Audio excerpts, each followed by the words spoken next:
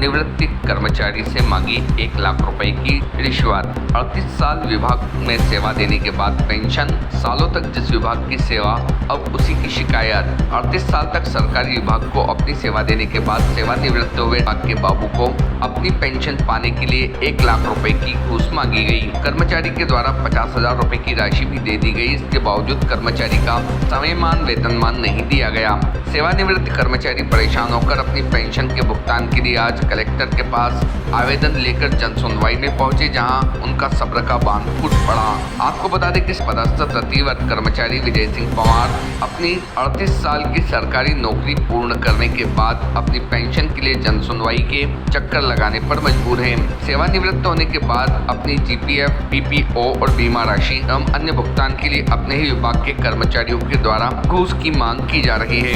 सालों तक जिस विभाग को ईमानदारी से सेवाएं दी, अब उसी विभाग की शिकायतों के लिए विभागों के चक्कर काटने पर मजबूर सेवानिवृत्त कर्मचारी। जयधार के लिए राकेश श्रीवास की रिपोर्ट।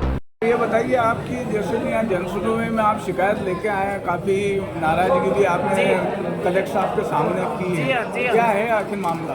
मामला ये है कि मैं जनवरी 2023 से समयमान वेतनमान के लिए आ रहा हूँ। कलेक्टर साहब ने 3 बार मेरे आवेदन पे लिखित में बोल दिया कि इनका सही स्वीकृत कर दो, अभी तक नहीं हुआ। और वहाँ से वो अधीनस्थ कर्मचारी बाबू लोग कह रहे कि वहाँ समयमान वेतनमान स्वीकृत करने के लिए समिति 50,000 देना पड़ेंगे। मैंने हुआ नहीं, मैं क्यों रिश्वत दूँ यार? मेरे राजस्व विभाग कर्मचारी होकर मैं रिश्वत क्यों दूँ? मेरे को बलवंत चारण सहायक ग्रेड 3 ने वहाँ ऑफिस कानून को नायब नाजिर है, उसने बोला कि यार वहाँ 50,000 लगे। मैंने उसको हर टेबल पे पहली टेबल पे 20,000 दिए, जीपीएफ पासबुक दी।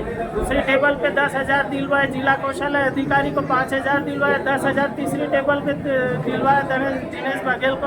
आज तक मेरा निराकरण नहीं हुआ सर। और मैं फरवरी में रिटायर्ड हुआ हूँ। आज मैं जून में बात कर रहा हूँ, 10 जून को।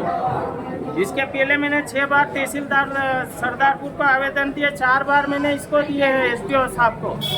और उसके बावजूद कलेक्टर साहब को 3 आवेदन देने के बाद आज तक मेरा कोई पेमेंट नहीं मिला और मेरा नुकसान हो रहा है और कोई अधिकारी सुन नहीं रहा।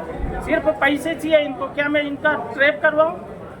अच्छा, ये बताइए कि आप इसके पहले कहाँ पदस्थ थे? और मैं यहाँ कलेक्ट्रेट जिला कार्यालय धार में पदस्थ रहा हूँ। उसके पहले मैं कुक्षी में रहा, मनावर में रहा, कंदवानी में रहा, धर्मपुरी में भी रहा और सरदारपुर अभी था और रिटायर्ड हुआ हूँ।